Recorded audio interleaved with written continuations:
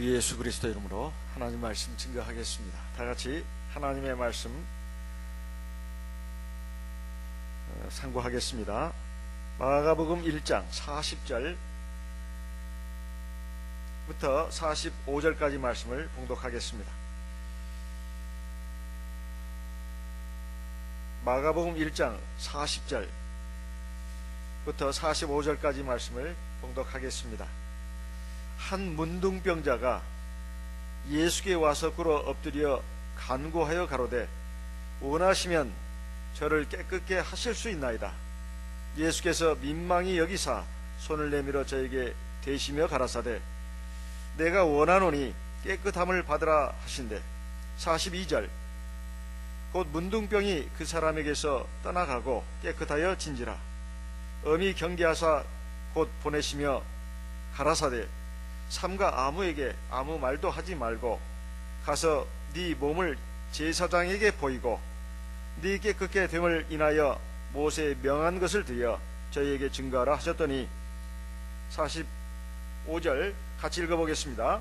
그러나 그 사람이 나가서 이 일을 많이 전파하여 널리 퍼지게 하니 그러므로 예수께서 다시는 드러나게 동네에 들어가지 못하시고 오직 바깥 한적한 곳에 계셨으나 사방에서 그에게로 나아오더라. 근래에 들어가지고 우리가 자주 듣는 말이 있습니다. 우리 대한민국은 성형 천국이다. 성형 천국이다. 무슨 말일까요? 얼굴을 다 뜯어 고쳐가지고 예쁘게 만드는 재주가 아주 뛰어난 나라라서 못생긴 사람이 대한민국에는 한 사람도 없다. 그래서 아주 미인들 미남들만 사는 나라가 우리 대한민국이다 해가지고 세계에 아주 널리 알려져 있습니다. 물론 세계는 뭐 브라질이라든가 미국이라든가 뭐 프랑스 선진국들이 성형 기술이 뛰어난 나라들이 있지만 우리 대한민국을 못 따라온다고 합니다. 사람이 태어나면서 기형으로 태어났다거나 도저히 사람들에게 혐오감을 주고 또 본인도 너무 그것 때문에 열등감 느껴가지고 사회생활을 제대로 할 수 없는 경우는 물론 얼굴을 수술을 받아가지고 고칠 필요가 있다고 생각이 됩니다. 그렇지만 요즘 보게 되면 옛날에는 먹고 사는 문제로 너무 힘들었기 때문에 사실 이런 건 꿈도 꿀 수가 없었습니다. 그런데 요즘에 보게 되면 웬만하면 뭐 좀 고치고 싶고 또 좀 예뻐 보이고 싶고 이런 그 마음들이 거의 다 갖고 있는 것 같습니다. 이것은 그만큼 우리나라가 경제적으로 윤택해졌다, 살기 좋아졌다 이런 것을 보여주는 것이기도 합니다. 또 한편에서는 사람들의 주 관심사가 이제는 먹고 사는 문제, 의식주 문제보다는 외모 방면으로 바뀌었다 이런 것을 느낄 수가 있습니다. 그런데 원래 하나님께서 사람을 만드실 때는 아주 아름답게 만드셨습니다. 그야말로 하나님의 형상과 모양을 따라서 만드셨다고 되어 있어요. 하나님의 형상과 모양을 닮게 만들었다고 하는 것은 사람을 이쁘게 만들었다는 뜻입니까? 못나게 만들었다는 뜻입니까? 예쁘게 만들었다는 뜻이에요. 왜? 하나님 보시기에 모든 것이 좋았더라. 창세기 1장에 맨 마지막에 보면 하나님이 모든 만물을 다 만드시고 맨 마지막에 사람을 만드시고 사람에게 복을 주셨습니다. 그리고 나서 이제 엿새가 다 끝나가는데 그때 하나님이 하시는 말씀이 하나님 보시기에 모든 것이 다 복이 좋았다 이렇게 되어 있습니다. 그 가운데 최고로 복이 좋게 만든 존재가 누군가 하면 사람입니다. 왜? 세상 모든 만물 하나님을 모양과 형상을 닮게 만들어진 존재가 없습니다. 오직 사람만이 하나님의 모양과 형상을 닮아서 만들어졌다 이 말이에요. 그런데 우리 시조 아담과 하와가 범죄한 이후로부터 하나님의 모양과 형상을 잃어버렸습니다. 잃어버렸어요. 그래가지고 하나님의 눈으로 봤을 때, 영적인 눈으로 봤을 때는 모든 사람들이 다 타락한 범죄자의 모습이고 그리고 정상적인 사람이 아니라 마치 문둥병자처럼 아주 추악한 모습이 됐다 이 말이에요. 오늘 말씀을 보게 되니까 한 문둥병자가 예수님 앞에 나와서 이제 고침받기를 원하는 그런 간구를 하고 있는 모습을 봅니다. 그런데 이 사람이 주님 앞에 나와서 하는 말이 원하시면 저를 깨끗게 하실 수 있습니다. 여기 40절에 보면 원하시면 저를 깨끗게 하실 수 있습니다 그랬는데, 이 똑같은 말씀이 마태복음 8장 1절에서 4절까지도 나옵니다. 마태복음 8장 1절에서 4절까지 나오는데, 거기에 보면 주여 원하시면 저를 깨끗게 하실 수 있습니다. 주님의 이름을 부릅니다. 주여. 근데 이 사람이 앓는 그 병이라고 하는 것이 문둥병입니다. 사실 우리는 주변에서 문둥병 환자를 볼 수가 없습니다. 우리나라의 소록도, 전남 신안군에서 배 타고 가면 소록도라는 섬이 있다지요. 거기는 옛날부터 아주 오랜 세월 동안 나병 환자들이 집단적으로 거주하는 것이고 치료받는 것으로 알려져 있습니다. 저는 문둥병자를 직접 본 기억이 별로 없습니다. 우연히 지나가다가 본 것 같기도 한데 직접 본 기억이 없습니다만 TV를 통해서 본 것 같기도 합니다. 그런데 그 모습이 굉장히 참 눈뜨고 정면으로 보기가 참 민망할 정도예요. 그만큼 참 어렵고 그 본인도 그걸 압니다. 그래가지고 얼굴을 가리고 붕대로 참 얼굴을 둘러싸고 이런 그 모습들을 보면서 참 저 사람은 얼마나 힘들고 고통스러울까. 사실 이 문둥병이라는 것이 역사가 굉장히 오래된 병입니다. 옛날부터 이 문둥병은 천형으로 알려져 있습니다. 천형이라고 하는 것은 뭡니까? 하늘에서 내린 병이라는 거예요. 저주받은 병으로 알려져 있습니다. 또 악마의 저주를 받아가지고 하나님의 은총 밖으로 쫓겨난 사람들이다, 이렇게 알려진 병입니다. 이것은 한번 걸렸다면 치료받는 것이 불가능한 것으로 알려져 있다 이 말이에요. 요즘은 그렇지도 않은 걸로 제가 알고 있습니다만 옛날에는 그랬다 이 말이에요. 아주 오랜 세월 동안 이렇게 이 병은 저주받은 병으로 알려져 가지고 사실 평생 문둥병자로서 일생을 살아야 했습니다. 그래가지고 사람들에게 이 전염력도 굉장히 강하다고 알려져서 철저하게 사람 사는 곳으로부터 격리가 됐습니다. 저 굴속이나 아니면 저 어디 외딴 곳에 가가지고 살아야 됩니다. 그래서 가족들이나 친지들이 이따금씩 주기적으로 가서 음식을 전달해 줍니다. 직접 전달해 주는 경우도 있겠지만은 그 굴 바깥에 좀 멀리 떨어진 곳에다가 정해진 약속 장소에다가 음식을 놓고 가면 그 사람들이 굴에서 나와서 또는 우물 속에서 나와가지고 구덩이에서 나와서 그 음식을 가져가서 먹고 산다 이 말이에요. 이건 사람이 아닙니다. 이건 정말로 비참한, 그보다도 더 비참할 수가 없는 그런 삶을 평생을 그렇게 살아가야 된다 이 말이에요. 그렇지 않으면 굶어 죽어야 합니다. 완전히 버려진 인생으로서 살아가야 되는 존재가 바로 이 문둥병자입니다. 그런데 이 구약에 보게 되면, 성경을 보게 되면 이 문둥병자는 태어나면서부터 문둥병자도 물론 있겠지만은 유전돼 가지고요. 그렇지만은 살다가 문둥병이 나타나기도 한답니다. 제가 전에 들은 어떤 분은 살다가 문둥병이 생겼습니다. 그래가지고 지금 나병 환자들이 들어가는 그 치료 감호 기관으로 들어간 것으로 알고 있습니다.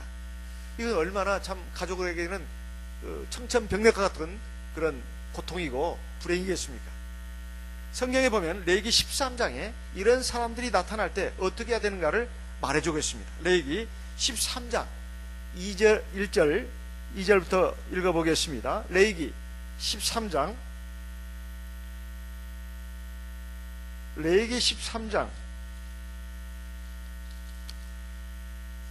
1절부터 봉독하겠습니다. 여호와께서 모세와 아론에게 일러 가라사대 사람의 피부에 무엇이 돋거나 딱지가 앉거나 색점이 생겨서 그 피부에 문둥병같이 되거든 곧 제사장 아론에게나 그 자손 중 한 제사장에게로 데리고 갈 것이요 제사장은 그 피부의 병을 진찰할지니 환처에 털이 휘어졌고 환처가 피부보다 우묵하여졌으면 이는 문둥병의 환처라. 제사장이 진단하여 그를 부정하다 할 것이요. 피부의 색점이 회나 희나 우묵하지 아니하고 그 털이 희지 아니하면 제사장은 그 환자를 7일 동안 금고할 것이며, 이래가지고 쭉 문둥병에 대해서 지금 말씀하고 있습니다. 이런 사람들은 진 밖으로 쫓아내라고 말하고 있고, 정결을 하게 되면 검사를 받아야 된다고 돼 있어요. 물론 문둥병 이 환자로 확진하는 것도 제사장에게서 가가지고 확인을 받아야 합니다. 그리고 확인됐으면 진 밖으로 쫓아나게 돼 있어요. 그리고 그 사람이 혹시라도 낫게 되면 그 증거를 또 가지고 제사장에게 와서 확인을 받아야 됩니다. 다시 회중에 들어올 수 있습니다. 이 말씀은 무슨 말씀이냐? 문둥병자는 하나님의 회중에서 격리가 되어야 했다 이 말이에요. 사실 사람이 정신적으로 고통받는 것 굉장히 힘든 일입니다. 육체적으로 고통받는 것 굉장히 힘든 일입니다. 하지만 정신적으로, 특히 영적으로 고통받는 것은 상상할 수 없는 거예요. 특히 하나님 앞에 내가 저주받았다, 버림받았다, 살아갈 이유가 없습니다. 살아갈 희망도 없고 살아갈 힘도 나지 않습니다. 이런 사람들이 누군가? 바로 문둥병자였다는 거예요. 그런데 이 문둥병이라고 하는 것이요, 얼마나 참 힘겨운 병인가. 한번 문둥병이 걸리면 피부가 굉장히 하얗게 변하게 된답니다. 그렇게 하얗게 될 수 없을 정도로 하얗게 변한대요. 그리고 그 반짝거리면서 빛이 난다는 겁니다. 여기 오늘 성경에도 나오지만은 눈썹이 빠집니다. 그리고 머리카락이 빠집니다. 그래서 눈에서 또 진물이 나고 손톱이 빠지고 코가 또 문드러져 가지고 썩어서 떨어져 나갑니다. 코가 썩어 가지고 떨어져 나간다 이 말이에요. 그리고 치아가 빠지고 손가락이 빠지고, 그러니까 몸이 분분 썩어서 떨어져 나가는 겁니다. 그래서 결국은 나중에 죽게 된다는 것은 뭐 보통 사람과 똑같습니다. 근데 참 이상한 현상이 뭐냐, 이 문둥병이 참 이상한 현상이 뭐냐, 문둥병은 최후의 순간까지, 죽는 순간까지도 문둥병 자체로 인한 육체적인 고통은 별로 없답니다. 전혀 느끼지 못한다는 거예요. 외부적으로 환부가 있습니다. 아픈 곳이 있어요. 근데 그 아픈 줄을 모른다는 거예요. 그것이 썩어가는데, 그리고 냄새가 나는데, 그건 이제 느낄 수 있죠. 근데 썩어져 가지고 떨어져 나가도 아픈 줄을 모른다는 거예요. 그래서 어쨌든 냄새가 나니까 또 사람들이 볼 때 굉장히 아주 괴물 같고 흉측해 보이니까 붕대로 얼굴을 감는다거나 막 손을 감는다거나 이렇게 한답니다. 왜냐하면 참 너무 남들이 볼 때 혐오감을 느끼기 때문에 그렇게 한다는 거예요. 그래가지고 나중에 아주 끔찍한 몰골이 되는 것이 이 문둥병자의 모습입니다. 그런데 이 사람은 그 아픔을 못 느낀다는 거예요. 이런 병에 걸린 사람은 밖에 나가서 살아야 되고 사람들과 단절돼서 살아야 되고 또 하나님의 회중에 들어갈 수 없으니까 얼마나 사실 고통스럽겠습니까? 이것은 육체적인 문둥병자만을 말하는 게 아닙니다. 사실 영적인 문둥병을 상징하는 거예요. 하나님 앞에서 고귀하게 그리고 아름답게 거룩하게 지음받은 하나님의 백성들이 하나님 앞에서 범죄해가지고 결국 세상 죄인이 되면 하나님의 눈으로 봤을 때 문둥병자와 똑같다는 거예요. 여러분, 우리가 보통 거울을 볼 때 참 이렇게 내가 이렇게 예쁜가, 내가 이렇게 미남인가, 그런 느낌이 드는 분 한번 손 한번 들어보라 하면 여기서 손들 분들이 얼마나 있을까요? 나는 정말 내 외모에 대해서 자신이 있어. 나와 같이 이쁜 사람, 손 하나 안 대도 손 댈 곳이 없는 그 외모를 가졌다 생각하는 사람들이 있습니까? 별로 없다 이 말이에요. 근데 대부분 다 외모에 대해서 컴플렉스를 갖고 있습니다. 아무리 잘생겼다고 하는 그런 탤런트 영화 배우들도 자기의 외모에 대해서 컴플렉스를 갖고 있답니다. 그런 얘기를 제가 들었어요. 근데 보통 우리는 즉 외모에 대해서 많이 신경을 씁니다. 가꾼다 이 말이에요. 제가 참 황당한 것은 말이에요, 전철 안에서 한 중학생쯤 되어 보이는 애가 막 화장을 하는 겁니다. 거울을 꺼내가지고 막 입술도 바르고 제가 유심히 봐요. 그런데 아랑곳하지 않습니다. 사람들이 다 보는데도 그냥 아랑곳하지 않고 막 꺼내가지고 막 입술도 바르면서 하면서 그냥 막 해가 쌓아가지고 그냥 지렁이 그냥 빨간 지렁이 같은 그 립스틱을 꺼내가지고 쪽쪽쪽쪽 바르면서 그냥 그런 모습들을 보면 참말로 진짜 가서 한마디 해주고 싶어요. 집에 가서 해라. 근데 길 가면서 하는 중학생도 봤어요, 제가. 사실은 젊음이 아름다움이거든요. 젊은 애들은 사실은 화장할 필요가 없어요. 솔직히 말해서. 화장에는 독성도 있지 않습니까? 제가 아는 바는 독성이 있어요. 피부를 망치게 하는 그런 성분들이 있습니다. 그런데도 그 어린 학생들이 그 연약한 피부, 고운 피부에다가 그렇게 찍어 바르고 그 공사를 해대니 참 걱정이 된다 이 말이에요. 근데 사실은 말이에요, 우리가 육신의 외모를 가지고 그렇게 신경 쓸 것이 아닙니다. 사람은 처음에 인상이 중요하다고 하죠. 예쁘고 잘생기고 또 아주 스마트하게 그리고 아주 단정하게 차린 모습 보면 호감이 갑니다. 그런 건 잠시예요. 사실 사람을 볼 때 그 외모가 처음에 들어오지만은 처음에 들어온 건 사실입니다. 하지만 그 이후부터가 그 사람의 내면이 드러난다 이 말이에요. 우리가 지금까지 살아오면서 보세요. 키 크고 잘생기고 예쁘고 날씬하고 처음에는 호감이 갑니다. 그런데 그 하는 말이라든가 행동을 통해서 이건 아니야, 기분이 나쁩니다. 그리고 마음이 상해요. 그럼 그 사람이 예뻐 보이던가요? 여러분 한번 솔직히 한번 말씀해 보세요. 예뻐 보입니까? 잘생겨 보입니까? 그 외모는 아무것도 아닌 것이 돼버리는 것입니다. 그 외모는 그냥 그 전에 잠깐 가졌던 인상에 불과한 것입니다. 아무리 잘생기고 아무리 예뻐도 그것이 하나도 눈에 안 들어온다 이 말이에요. 오히려 굉장히 미워 보인다 이 말이에요. 미워 보입니다. 실제로 싫어요. 잘생기고 예쁜 것이 아무 그 가치가 없어 보인다 이 말이에요. 오히려 아깝다는 생각이 든다 이 말이에요. 그 사람의 내면의 그 모습, 그것이 진짜 그 사람의 얼굴입니다. 근데 우리는 거기에 신경을 안 쓴다 이 말이에요. 하나님도 똑같습니다. 사람의 외모를 보시는 것이 아니라 사람의 속을 보십니다. 이 문둥병자가 하나님 앞에, 지금 주님 앞에 나와가지고 치료받고 구원받은 것은 바로 오늘 우리를 위해서 주신 말씀입니다. 우리도 사실상 부분적으로는 영적인 문둥병에 걸린 부분이 있을 수 있다 이 말이에요. 코가 떨어져 나가고 눈이 멀고 손가락이 손이 문제가 있고 발이 문제가 있고 이러한 그 문둥병도 우리도 어느 정도 걸려 있다 이 말입니다. 이것을 우리가 치유를 받아야 된다 이 말이에요. 우리는 지금까지 예수 믿고 물과 성령으로 거듭나면 됐지, 뭔 상관이 있냐, 뭔 필요가 있느냐, 꼭 이런 식으로 생각하면서 그냥 믿음 생활을 해오다 보니까 가끔 교회에 들어오시는 분들이 하는 말이 그래요. 이 교회는 참교회 같고 진리도 있고 성령도 있는 것 같은데 문제는 사람이 마음에 안 든다고, 이렇게 말하는 사람들을 저는 지금까지 너무 많이 보았습니다. 교회 사람들이 참 마음에 안 든다고. 어디 다 사람들이 마음에 안 들겠습니까?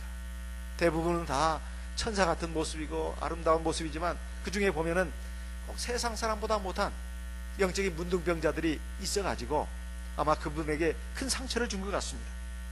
에베소서 1장 4절 5절 말씀을 읽어보겠습니다. 에베소서 1장 4절 5절. 에베소서 1장 4절 5절 말씀 같이 읽어보겠습니다. 에베소서 1장 4절 5절. 곧 창세 전에 그리스도 안에서 우리를 택하사 우리로 사랑 안에서 그 앞에 거룩하고 흠이 없게 하시려고 그 기쁘신 뜻대로 우리를 예정하사 예수 그리스도로 말미암아 자기의 아들들이 되게 하셨으니, 이 두 구절 여기 답이 다 들어있습니다. 창세전에 우리를 택하셨다는 거예요. 그래가지고 하나님의 아들로 삼으셨다는 겁니다. 근데 목적이 있어요. 우리로 하여금 하나님 안에서 사랑으로 점도 없고 흠도 없고 거룩하게 되게 하시려고 우리를 택하셨다는 거예요.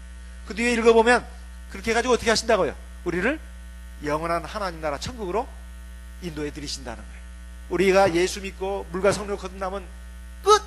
그거 아닙니다. 그거 아니에요. 그건 이제 막 태어난 거예요. 이제 하나님의 백성답게 온전하게 아름답게 돼야 됩니다. 그렇다고 해서 세상을 살면서 우리 육신적인 거 필요 없다는 게 아닙니다. 세수도 해야 되고 다듬기도 해야 되고 그건 예입니다. 남들에게 호감을 주는 것은 하나의 무기이기도 합니다. 하지만 더 큰 무기는 뭐냐?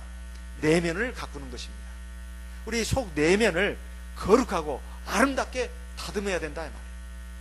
그러면 외모가 예쁜 사람은 더 예뻐 보여요. 그리고 설령 외모는 별로 보잘것 없어도 굉장히 아름다워 보입니다. 그래서 외모의 아름다움도 물론 하나님이 주신 선물입니다. 은총이에요. 하지만 그보다 더 중요한 것은 우리 속의 내면을 아름답게 가꾸는 것이 훨씬 더 중요하다 이 말이에요. 그것은 이 세상에서 사람들에게 인정받고 칭찬받고 그리고 그것이 결정적으로 나의 삶의 큰 자산이 되는 그건 말할 것도 없거니와 결정적으로 중요한 것은 하나님 나라에 들어가는 조건이 된다는 것입니다. 하나님 나라에 들어가고 안 들어가는 것이 그게 결정하는 것이 아니잖아요. 아니에요. 결정하는 조건입니다. 결정하는 조건입니다. 그래서 우리 속 내면을 거룩하고 아름답게 다듬어야 된다는 것입니다. 갈라디아서 4장 19절 말씀 같이 읽어보겠습니다. 갈라디아서 4장 19절. 갈라디아서 4장 19절 말씀 같이 읽어보겠습니다. 갈라디아서 4장 19절 같이 읽겠습니다. 나의 자녀들아, 너희 속에 그리스도의 형상이 이루기까지 다시 너희를 위하여 해산하는 수고를 하노니. 자, 사람이 애를 낳는 고통은 여자만이 압니다. 남자는 몰라요. 솔직히 남자는 모릅니다. 우리 자매님들은 아마 애 낳아 보신 분들은 잘 아실 거예요. 그리고 그렇지만 모른다 하더라도 우리가 어느 정도 느낄 수는 있습니다. 그런데 여기에 보니까 해산하는 수고를 한다는 거예요. 나의 자녀들아, 너희 속에 그리스도의 형상이 이루기까지. 그리스도의 형상은 누구의 형상이죠? 하나님의 형상입니다. 우리 원래 하나님의 형상을 담게 지어진 존재가 우리라고 했습니다. 그런데 하나님 앞에 범죄하면서 하나님의 형상을 잃어버렸어요. 그 하나님의 형상, 예수 그리스도의 형상이 우리 속에 이루어지기까지 바울 사도가 어떻게 한다고요? 너희를 위해 다시 어떻게 한다고요? 해산하는 수고를 한다 그랬습니다. 우리가 보통 요즘에 보면 이가 막 아파가지고 그 임플란트하고 또 뭐 떼우고 할 때 얼마나 아픈지 모릅니다. 진짜 온몸이 다 아파요. 그런데 그보다도 뭐 그냥 미용을 위해서 치아 교정하는 그 사람들을 종종 봅니다. 그 몇 개월 이상 걸리죠? 6개월 이상 최소한. 그런데 그것이 자꾸 원상으로 돌아가려고 한다는 거예요. 그래서 어떻게 하죠? 거기다 안에다 뭘 집어넣습니까? 철로 만든 틀을 집어넣잖아요. 그죠? 얼마나 불편하겠습니까? 그리고 굉장히 아프다고 합니다. 자꾸 원상으로 돌아가려고 한다는 거예요. 사람이 아기를 낳는 그 고통이 아마 막 그보다 더 한지도 모르겠습니다. 근데 사람이 원래 그 천성이 수십 년 동안 굳어진 그 성격이 그거 하루아침에 고쳐지지 않습니다. 고치려 치면 자꾸 원상으로 돌아가는 거예요. 원상으로. 이미 굳어진 성격, 성품이 그 쉽게 고쳐지지 않습니다. 그래서 교회 나간다고 사람이 다 바뀌는 건 줄 알아? 교회 나가도 사람 바뀌는 거 아니야. 본성은 어쩔 수가 없어. 그 말이 거기서 나오는 겁니다.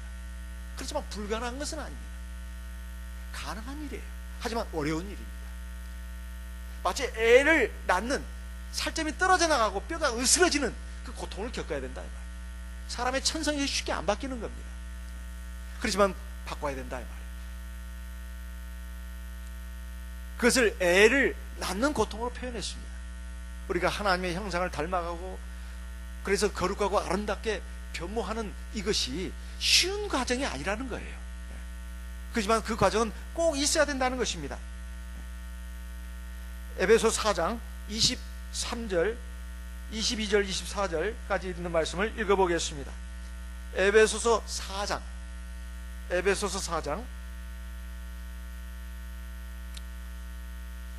22절부터 24절까지 있는 말씀을 읽겠습니다. 너희는 같이 읽겠습니다. 에베소 4장 22절부터 24절까지 같이 읽겠습니다.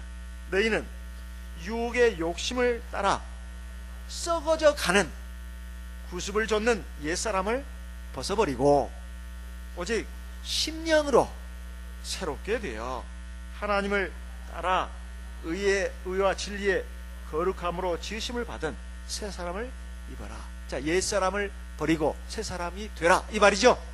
옛사람에서 새 사람으로 변화되라는 거예요. 그러려면 첫 번째 뭐가 있어야 합니까? 23절에 보니까 심령으로 새롭게 돼야 된다. 뭐가 바뀌어야 된다고요? 마음이 바뀌어야 된다. 마음이 바뀌어야 돼. 제 마음 제가 어떻게 할 수가 없어요. 어떻게 할 수가 없어요. 제 마음은. 그건 안 되지요. 근데 제 마음은 제가 어떻게 할 수 없어요. 그건 자기 생각입니다. 그건 자기 생각이에요. 아니, 자기 마음을 자기가 할 수 없다는 것은 하나님이 나를 기계로 만들었다는 거예요. 로봇으로 만들었다는 겁니다. 나는 사람이 아니라는 뜻이에요. 나는 인간이 아니에요. 나는 기계예요. 나는 짐승이에요. 이 말하고 똑같은 말이에요. 어디 그러냐 이 말이에요. 하나님은 사람을 로봇으로 만들지 않았습니다. 기계로 만들지 않았어요. 그 마음을 주셨습니다. 그 마음은 자유의지요 이성을 뜻하는 말입니다. 하나님처럼 자유롭게 생각하고 판단하고 결정을 내릴 수 있는 권한을 줬다 이 말이에요. 근데 그걸 못하는 사람이 누구냐? 마귀에 사로잡힌 사람, 악령에 사로잡힌 사람은 어떻게 할 수가 없어요. 그것을 제외하고는 자기 마음의 주인은 자기입니다. 그런데 나는 내 마음을 어떻게 할 수가 없어요. 그 핑계거리예요. 왜 어떻게? 그럼 나는 두 가지 중에 하나예요. 나는 악령에 사로잡혔다. 마귀가 나를 완전히 사로잡아가지고 내가 어떻게 할 수 없다. 그거 하나. 아니면 두 번째, 나는 기계요, 로봇요, 짐승입니다. 그 둘 중에 하나입니다. 그렇지 않다 이 말이에요. 악령이 됐다면 성령을 의지해서 또 쫓아내야 합니다. 쫓아내야 돼요. 성경에 보면 귀신 들린 사람들이 있으니까. 그렇지 않으면 사람에게는 작은 그 여지라도 자기가 생각하고 판단할 수 있는 능력이 있습니다. 그런데도 내 마음 내가 어떻게 할 수가 없다고 자꾸 말하는 것은 하나님을 거짓말하는 장으로 만드는 것입니다. 이 심령이 바뀌어야 된다 이 말이에요. 뭘로? 믿음으로, 하나님을 바라보고 의지함으로, 성령의 권능으로, 하나님의 말씀의 능력으로 내 마음을 새롭게 바꿔야 됩니다. 우리가 지금 예배 시간에 안식일이 되면 이렇게 하나님 전에 모입니다. 우리 심령을 바꾸기 위해서예요. 네. 우리 심령을 바꾸기 위해서입니다. 뭘 어떻게? 하나님 닮게끔, 하나님 말씀의 코드를 맞추게끔 바꾸기 위해서 우리가 오는 겁니다. 제사라는 게 다른 게 아니에요. 하나님의 앞에 내 몸과 마음을 다 드리는 것입니다. 그리고 하나님 요리해 달라는 것이에요. 하나님 닮게끔. 그게 제사요 예배입니다. 그 다음에 24절에 보니까 하나님을 따라 하나님을 닮게, 그 말이죠. 의와 진리의 거룩함으로 지으심을 받은 새 사람을 입어라. 여기에 보면 의가 나오고 진리가 나옵니다. 의나 진리는 하나님의 말씀입니다. 그리고 믿음이죠. 이 하나님의 말씀과 믿음으로 우리가 하나님을 닮은 존재가 되어가는 것입니다. 새 사람이 되는 길이 다른 데 있는 게 아니에요. 우리 심령이 새롭게 변화가 돼야 되고, 그리고 하나님의 말씀으로 변화가 돼야 됩니다. 그 핵심이 바로 뭐냐? 믿음입니다. 믿음이에요. 우리가 하나님을 믿는다면서도 사실 관념으로만, 머릿속으로만 믿는 경우도 굉장히 많아요. 그냥 머릿속으로만 하나님 인정하지 뭐. 안 인정하면 어떡할 건데? 그러면 내가 좀 손해일 것 같아. 그래도 인정은 해. 머릿속으로만 인정을 하지 사실은 믿지는 않는 겁니다. 정말 하나님 말씀을 가지고 그래요, 맞아, 그리고 전폭적으로 수용을 해야 되는데 머리로만 믿는 거예요. 가슴까지는 오지 않았습니다. 마음이 안 변화했다 이 말이에요. 지식적으로만 아는 것은 소용이 없습니다. 소용이 없어요. 마음으로 받아들이고 마음이 거기에 코드를 일치해야 되는데 그렇게 안 되면 그건 헛된 지식입니다. 헛된 지식이에요. 마귀도 하나님 계신 걸 인정한다고 야고보서에 말씀하고 있지 않습니까? 야고보서 2장에. 그래서 하나님은 우리에게 그것을 요구하십니다. 데살로니가 전서 5장 23절 24절 말씀도 읽어보겠습니다. 데살로니가 전서 5장 데살로니가 전서 5장 23절 24절 같이 읽어보겠습니다. 평강에 하나님이 친히 너희로 온전히 거룩하게 하시고 또 너희 온 영과 혼과 몸이 우리 주 예수 그리스도 강림하실 때에 흠없게 보존되기를 원하노라. 24절 너희를 부르시는 이는 미쁘시니 그가 또한 이루시리라. 자, 우리가 하나님 나라에 갈 때 영혼만 들어간다고 했어요? 그러면 이런 말씀이 필요가 없죠. 너희들 마음만 깨끗하게 영혼만 깨끗하게 알겠어?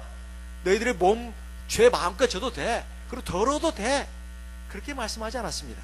우리가 하나님 나라에 들어가는 것은 우리 영혼과 육체가 같이 들어가는 겁니다. 영혼은 사람이 죽으면 영혼은 낙원에 가고 음부에 갑니다. 하지만 육체는 한 줌의 흙이 되죠. 세상 끝날 하나님이 다 부활시킵니다. 낙원에 대기하고 있던 영혼, 육체와 변화된 육체와 결합이 돼가지고 천국으로 들어가고, 음부에 들어가 있던 영혼, 부활한 육체와 결합이 돼가지고 지옥불로 들어갑니다.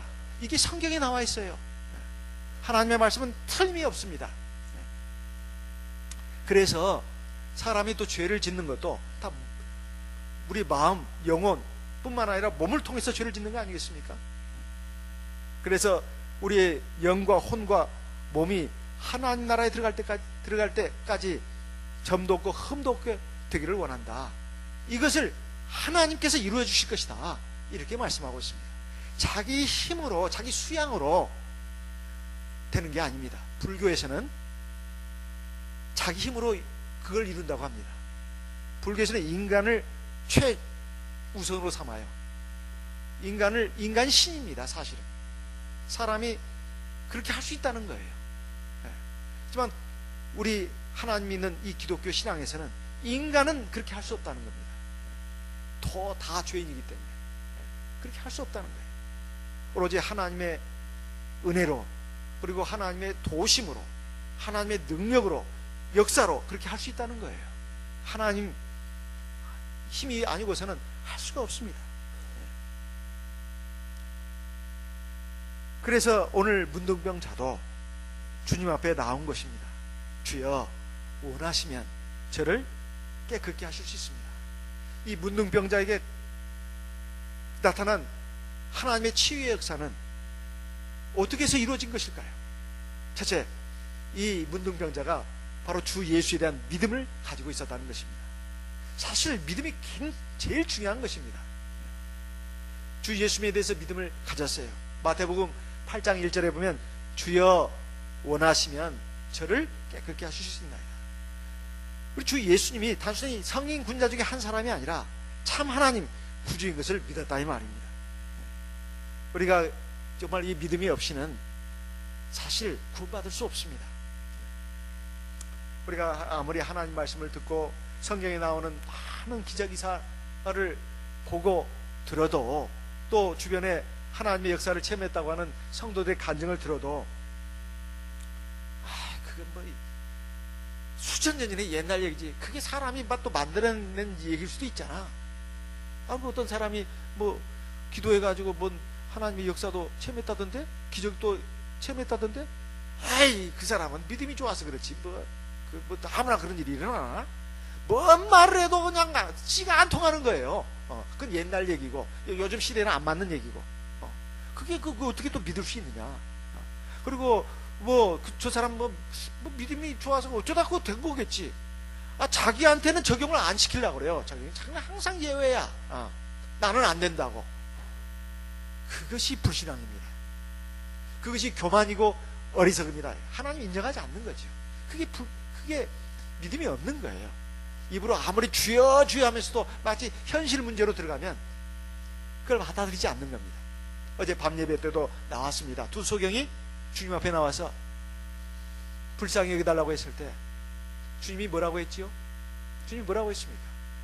내가 이 일 행할 줄을 너희가 믿느냐? 주여 믿나이다. 예수님께서 어떻게 하셨지요? 그 두 소경의 눈을 만져주시면서 너희 믿음대로 되라. 너희 믿음대로 되라. 그러니까 어떻게 됐습니까? 그들이 눈이 떠져지죠. 이거 아무에게도 말하지 마라. 아무에게도 말하지 마라. 그런데 나가서 막 동네방네 막 떠들면서 전파하지 않았습니까? 이 사실 믿음이라고 하는 것은 사람의 마음속에 있기 때문에 사람이 함부로 판단할 수는 없습니다. 하나님은 근데 아시죠. 하나님의 입장에서 본다면 우리가 믿음을 지식적으로만 알고 있으면 사실은 그건 진짜 믿음이 아니고 살아있는 믿음이 아니고 그 박제화된 믿음, 화석화된 믿음입니다. 우리 현실 생활에 있어서 소경이 눈을 뜰 수가 있습니까? 불가능한 일이죠. 근데 불가능한 것도 하나님은 하실 수 있다. 이렇게 믿고 나가는 것이 믿음 아니냐 이 말이에요. 소경이 눈을 뜰 수는 없습니다. 오늘날도 시식이 죽고 그런 사람들 눈 뜰 수 없습니다. 현대의학으로는 안 되는 거예요. 우리가 실생활에서 보면은 이론적으로는 하나님에 대해서 알고 있고 또 인정하고 있습니다. 그렇지만 실제 생활에서는 안 돼. 안 돼. 기도해. 그런 소리 자꾸 하지 말아요. 기도한다고 돼요? 자기도 기도하면서도 믿지도 않습니다. 하도 답답하니까 기도하는 것 뿐이에요. 그리고 습관적으로 기도하는 것 뿐입니다. 하나님께서 살아서 역사하신다는 그 믿음을 가지고 하지 않는다 이 말이에요. 우리의 믿음이 상당 부분 이렇게 병들어 있습니다. 그리고 제대로 안 돼 있다 이 말이에요. 믿음이라고 하는 것은 살아계신 하나님을 존재를 인정하는 겁니다. 그리고 하나님의 전능하심을 인정하는 거예요. 그리고 하나님의 사랑을 믿고 의지하는 것입니다. 그것이 믿음이다 이 말이에요. 오늘 이 문둥병자들이 지금까지 문둥병자 나은 그 사람들의 얘기를 들었나? 못 들었습니다. 처음 있는 일이에요. 사람은 말이에요, 지난날 아무리 하나님의 역사를 체험한 사람이라 할지라도 지금 인생에서 순간순간 부딪히는 어려움들은 전부 다 새집입니다. 옛날 하나님이 자기에게 어떠한 기적을 행하시고 어떠한 능력을 베푸시고 은혜를 주셨다 하더라도 다 잊어버리고 항상 새집이에요. 그리고 다른 사람 아무리 하나님의 역사 체험하고 은혜 받고 능력을 힘입어도 그것은 나하고는 상관없는 얘기입니다. 그래서 늘 고통스러워하고 힘겨워하고 하나님 앞에서 믿음으로 바로 서지 못하는 거예요. 하나님 앞에 간구하지 않는 겁니다. 기도해도 안 되던데요. 얼마나 기도했다고, 대체 얼마나 기도했다고. 그리고 그 믿음이 하나님 보실 때 네 믿음은 믿음이 아니다, 하나님이 그렇게 판단하실 수도 있습니다. 그래서 응답이 안 이루어진 거예요. 자기 딴에는 믿음이라고 생각합니다. 근데 하나님은 아니라는 거예요. 근데 실제로 보면 하나님의 판단이 옳은 경우도 많습니다. 왜? 그 뒤에 보면 사람의 행동이, 말이 믿지 않는 사람의 말이에요. 행동이에요. 그 기도했다고 하는 기도가 참 우스꽝스러운 일입니다. 하나님 보실 때는 그걸 내세울 수는 없는 겁니다. 하나님 보실 때 너 정말 믿음이 있구나, 정말 믿음으로 기도하는구나, 그건 하나님이 판단하십니다. 그렇다고 오해해서는 안 됩니다. 당장 기도 몇 번 해가지고 안 들어주시면 내가 믿음이 없나 보다, 그건 아닙니다. 하나님이 그를 시험하시는 겁니다. 정말 정 같은 믿음으로 하나님 앞에 엎드려 무릎 꿇기를, 그리고 간구하기를, 그리고 하나님만을 바라보기를. 그것이 뭐 완전히 100%가 돼야 된다, 그런 말은 아닙니다. 하나님 보실 때 너는 합격이다, 그 믿음이면 된다. 그럴 때 하나님이 역사하시는 것이지, 기도 몇 번 했다고 해가지고 하나님 나 안 들어주셔, 하나님 안 계신가 봐, 기도해도 소용없어, 그 굉장히 어리석은 말입니다. 그건 자기 자신이 믿음이 있는데, 믿음으로 기도했는데 하나님이 안 들으신다는 하나님에 대한 원망이 다른 표현입니다. 사실은 정말 그럴까요? 정말 자기가 정말 믿음을 제대로 갖고 있을까요? 그게 참 믿음일까요? 하나님은 아니라고 판단하신 경우도 많습니다. 그런데 이 사람을 보십시오. 예수님 앞에 나와서 엎드려 간구했다고 나옵니다. 그리고 하는 말이 뭡니까?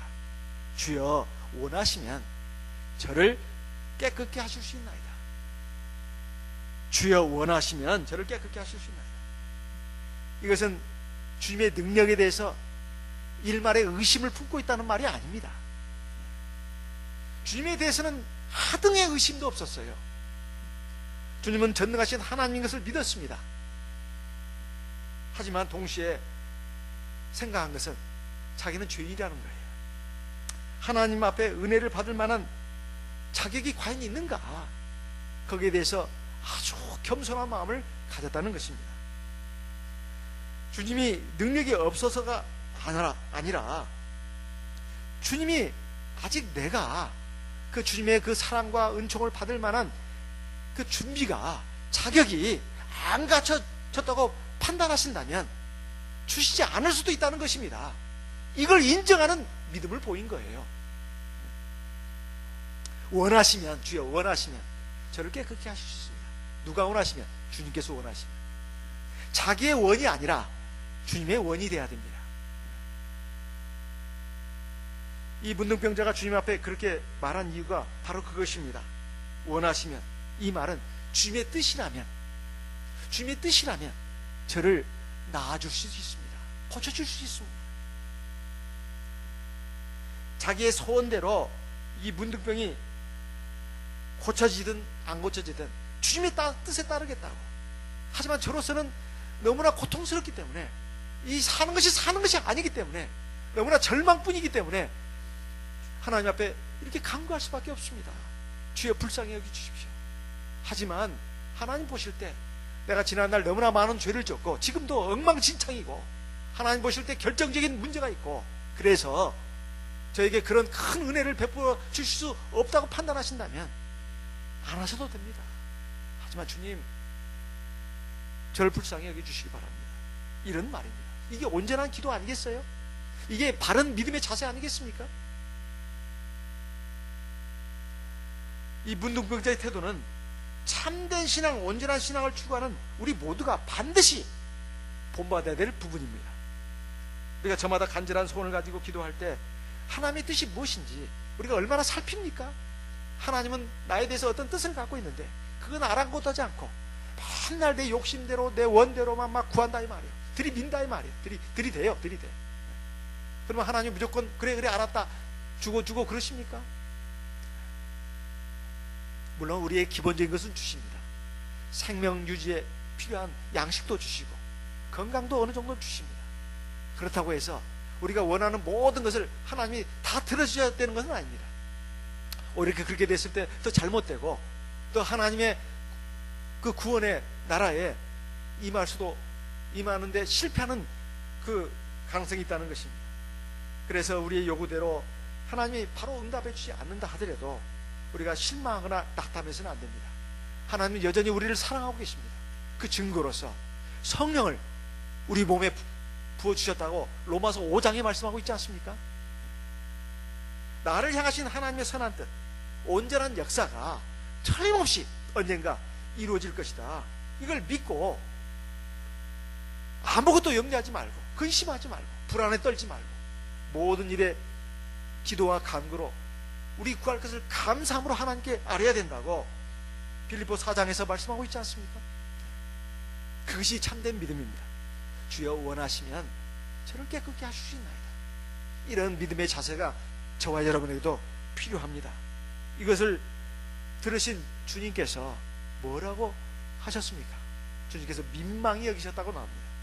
마가복음 1장 41절에 보면 주께서 저를 민망히 여기사, 민망히 여겼다는 말은 불쌍히 여겼다는 말입니다. 요즘 나오는 성경은 다 그렇게 번역이 되어 있습니다. 주께서 저를 불쌍히 여기셨다고 나와요. 내가 원한다. 그러면서 주님께서 어떻게 하셨습니까? 그의 몸에 손을 대 주셨습니다. 주께서 첫째 불쌍히 여기셨다고 나옵니다. 우리에게도 이런 마음이 있어야 합니다. 우리가 내 사랑하는 가족들, 그리고 내 주변의 모든 사람들에 대해서 최고의 사랑은 불쌍히 여기는 것입니다. 물론 우리는 다 하나님 앞에서 완전하지 못합니다. 문제점도 있습니다. 하지만 그 사람의 좋은 면을 보도록 힘을 써야 된다 이 말이에요. 그 저는 보지는 못했습니다만은 그 유튜브인가요? 그걸 통해서 제가 봤습니다. 뭐 유명한 가수가 있는데 아주 그 기부도 많이 한다고 합니다. 그런데 뭐 보니까 뭐 2305일 동안 한 번도 부부간에 안 싸웠다는 거예요. 시언 부부인가요? 정혜영 부부가 뭐 힐링 캠프인가 나와서 그렇게 했다는 겁니다. 그래서 동영상으로 이렇게 떴더라고요. 첫 번째 비결, 두 번째 비결, 세 번째 비결을 얘기해 주는데, 연애할 때는 전부 다 눈에 콩깍지가 씌어가지고 좋은 것만 보인다는 겁니다. 근데 살아보면 아주 그 사람의 실체가 다 드러난다는 거예요.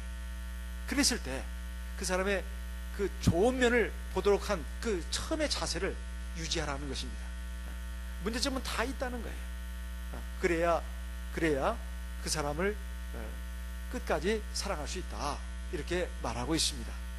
두 번째는 이제 갑자기 생각이 안 나네요. 두 번째, 세 번째도 이렇게 말해줬는데, 어쨌든 그렇게 말하면서 상대방의 좋은 면을 유지하는 그 관점을 유지를 해야 된다, 이렇게 말하고, 두 번째는 상대방에게 내가 대접받고 싶은 대로 나도 그를 대접해줘라. 내가 공주처럼 대접받고 싶다면 그 상대방을 하인으로 알면 안 된다는 거예요. 상대방을 왕자로 대접해줘야 된다는 겁니다. 내가 왕자처럼 대접받고 싶다면 상대방을 공주처럼 대접해줘야 된다는 거예요. 상대방을 존중해줘야 된다, 이런 말입니다. 상대방을 하인으로 알고 뭘 지시하고 명령하는 식으로 해서는 안 된다는 거예요. 함부로 돼서는 안 된다는 것입니다.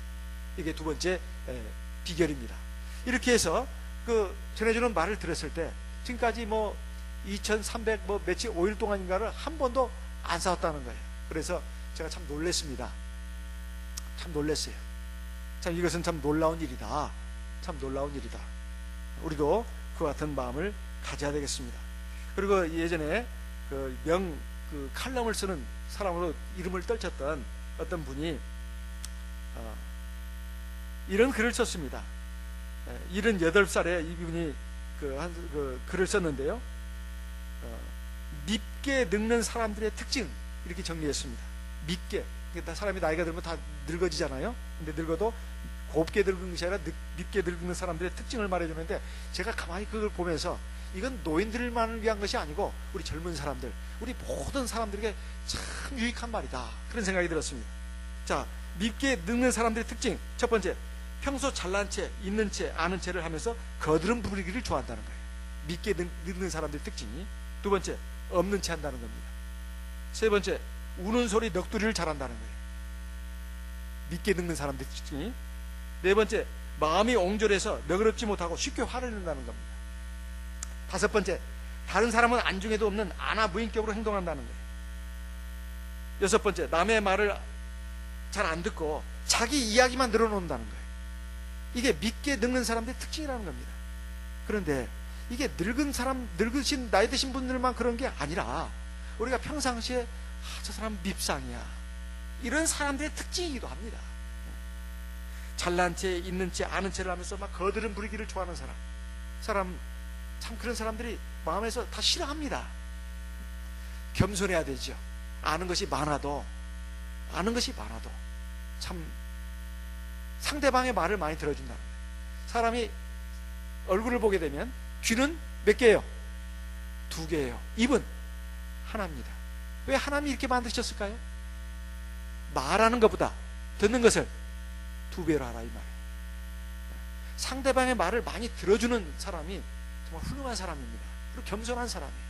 다 들어주고, 그리고 이제 거기에 내가 보충 의견을 해준다.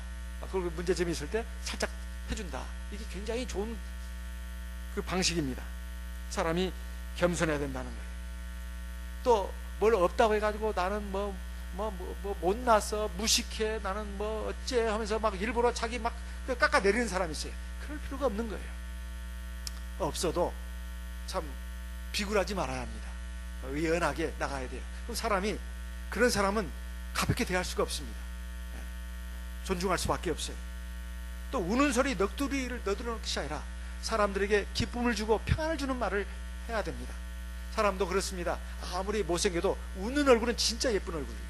근데 얼굴에 우거지상을 쓰면서 성난 얼굴, 기분 나쁜 얼굴을 하고 있으면 가까이 가기가 싫습니다. 누구든지 마찬가지예요. 누구든지 항상 웃는 얼굴, 그리고 부드러운 미소 갖고 있는 사람은 벌써 100점 이상을 따고 들어갑니다. 아무리 얼굴이 못났어도 굉장히 이뻐 보이고 잘생겨 보여요. 웃는 얼굴이 최고의 미남이고 최고의 미인입니다. 그리고 마음이 옹졸해서 너그럽지 못하고 자꾸 화를 낸다. 그래서는 안 된다, 이 말이에요.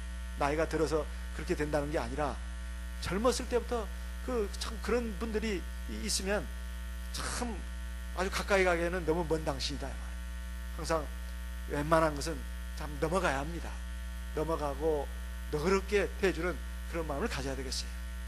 저도 참 이렇게 보면은 참 이런 밉상짓을 많이 하지 않았나, 지난날을 돌아보면 그런 생각이 듭니다. 그래서 저도 이 자책이 들었어요. 내가 참 부족한 점들을 너무나 어떻게 이렇게 예리하게 집어놨나, 그런 생각이 들었습니다. 다른 사람은 안중에도 없고 안하무 인격으로 행동한다. 이거 안 될 일입니다. 이것을 우리가 생각하면서 하나님의 백성답게 아름답게 되는 모습은 뭘까? 정말 하나님의 백성들은 진실하고, 그리고 온유하고, 겸손하고, 좀 화평하고, 그리고 거룩한 이런 모습을 보일 때, 그리고 하나님에 대한 신앙으로 늘 마음이 든든하고 이게 참 평안할 때 보는 사람에게 기쁨을 줍니다. 사실 그게 살아있는 전도예요. 오늘 이 사람이 고침 받고 나서 주님이 명하셨습니다. 너 문둥병자로서 지금 나았어. 그러니까 제사장에게 가서 예물을 드리면서 확인받아. 그리고 아무에게도 아무 말도 하지 마라. 왜 그러셨을까요? 왜 그러셨을까요? 이것은 얼마나 놀라운 일입니까? 주님이 이 세상에 오신 목적이 뭐예요? 많은 사람들 구원하기 위해서 오신 거 아닙니까? 그럼 동네방네 소문을 내야 되잖아요. 너 나가서 막 선전해. 알겠어? 이거 꼭 닫고 있지만 안 돼. 그게 아닙니다. 아무 말도, 아무에게도 아무 말도 하지 마라. 너는 오직 제사장에게 가서 예물 드리고 너 병 나은 거 확인하고 이제는 자유롭게 편하게 살아. 그 말씀만 하신 거지요. 그런데 왜 주님이 그렇게 하셨냐? 주님이 이 세상에 오신 목적은 세상의 육신적인 병 고쳐주기 위해서 오신 게 아닙니다. 사람의 영혼을 구원하기 위해서 오신 것이다, 이 말이에요. 근데 사람이 하도 안 믿으니까, 예수님 자체에 대해서 인정을 안 하니까, 하나님의 아들이라고 하는 것, 하나님 그분이라고 하는 것을 믿지 않으니까 그 증거를 보이신 겁니다. 그리고 하나님은 또 사랑의 하나님이기 때문에 고통받고 힘겨워하는 인생들을 내버려 둘 수가 없어요. 그 불쌍히 여기는 사랑의 마음으로 은혜를 베풀어 주신 것입니다. 그러나 그것이 첫째 목적은 아니에요. 혹시 예수님을 갖다가 병 고치는 용한 의사로 착각하고 그냥 병만 고치기 위해서, 육신의 피로만을 해결하기 위해서 사람들이 구름같이 몰려올까봐 그렇게 하지 말라고 한 것입니다. 그런데 이 사람은 어떻게 했죠? 어떻게 했어요? 나가서 사방에 싹 전했습니다. 이게 잘못된 일일까요? 잘못된 일이 아니에요. 많은 사람들이 이제 주님 앞에 구름같이 몰려들었습니다. 주님이 한적한 곳에 가셨는데도 불구하고 많은 사람들이 몰려들었어요. 전도로 가는 것이 다른 게 아닙니다. 보통 전도 그러면 우리는 부담부터 느낍니다. 5대 교회에 대해서도 알아야 되고 성경에 대해서 알아야 되고, 물론 그렇죠. 하지만 그보다도 제일 좋은 전도 방법이 뭔지 아십니까? 내가 하나님 앞에 구원받은 거, 그거를 전하는 겁니다. 내가 예수 믿고 이렇게 물과 성령 거듭났더니 이렇게 좋더라. 성령 받은 것도 이게 얼마나 큰 기적입니까? 내가 살아가면서 뭐 병고침 받고 또 어려운 그 사업이 잘 되고 또 어려운 그 문제를 만났는데 잘 해결되고, 이것도 좋은 간증입니다. 그렇지만 최고의 간증은 뭐냐? 내가 하나님께 어떻게 구원받았나? 어제 밤에도 말씀드렸어요. 우리 한 청년이 자기 친구를 전도하는데 아무리 안 들어요. 그래서 할 수 없어. 나 좀 보그래. 그래가지고 그 앞에서 무릎 꿇고 냈다 방언기도 했다는 거 아닙니까? 방언기도. 이 친구가 깜짝 놀란 거예요. 그래가지고 교회로 온 거예요. 와서 보니까 진짜 막 방언으로 기도를 하는데 그냥 이건 막 정신이 하나도 없어요. 머리에 머리카락이 쭉쭉 섰습니다. 그래가지고 우리 교회에 들어와서 세례 받고 성령도 받았어요. 지금 목자가 돼 있습니다. 그리고 우리 안산교회 지금 출석하고 계신 어떤 성도님, 우리 교회 세례 받고 성령 받아가지고 막 방언기도 한 것이 너무나 신기해가지고 그 간증을 수십 번 했다고 하지 않습니까? 이것이 남은 뭐 우리 교회 와봐 좋아, 그것보다도 더 확실한 방법입니다. 내가 예수 믿을 때 내가 원래는 안 믿었고 이 엉망으로 살았는데 내가 예수 믿고 세례 받고 성령 받아가지고 방언기도해서, 이거 좋은 간증이에요. 이게 최고의 간증입니다. 이게 다 아는 거라도 그게 최고의 간증이에요. 그리고 내가 하나님 앞에 구원받아가지고 이렇게 내 삶이 변화되고 이렇게 참 기쁨과 평안이 오고 행복이 왔어. 이걸 막 전하는 겁니다. 그리고 내가 변화된 모습을 보이는 거예요. 전에는 엉망진창이었는데 왜 당신이 이렇게 달라졌어? 아니, 당신 옛날에 문둥병자 같았어. 근데 지금은 너무 멋져. 장동건보다 더 잘생겼어. 이영애보다 더 예뻐. 이렇게 하면서 사람들이 그냥 호감을 가지고 대체 뭐 어떻게 된 거예요? 그건 말이야, 내가 참유수교에 나가가지고 참 하나님 만나고 그래서 내가 구원받아가지고 이렇게 된 거야. 당신도 나처럼 돼봐. 이게 제일 좋은 전도 방법입니다. 내가 하나님께 구원받은 그 과정, 그 내용을 갖다가 이 솔직 담백하게 전하는 것이 최고의 전도 방법이에요. 그것을 우리가 본받아야 되겠습니다. 오늘 문둥병자 이야기는 육신적인 문둥병자만 얘기한 것이 아닙니다. 영적인 문둥병에 걸려있는 많은 세상 사람들, 그리고 주 안에서 물과 성령 거듭났다 하더라도 아직도 영적인 문둥병으로 코가 문드러지고 눈이 진물이 나고 그리고 손이 마비가 되고 썩어져 나가고 하면서 전혀 아픔을 느끼지 않으면서 그러면 실질적으로는 고통 가운데 살고 있는 우리 하나님의 백성들을 위해서도 주신 말씀이다 이 말이에요. 우리는 이 말씀을 믿음으로 받아들여야 되겠습니다. 그리고 온전한 하나님의 형상, 그리스도의 형상을 이루어서 이 세상에서도 참 평안과 행복을 누릴 뿐만 아니라 저 영원한 하나님 나라에 들어갈 수 있는 하나님의 백성들이 되셔야 되겠습니다. 이 시간 들으신 말씀을 마음에 새기면서 기도의 제목으로 삼고 기도하도록 하겠습니다. 다 같이 기도하시겠습니다.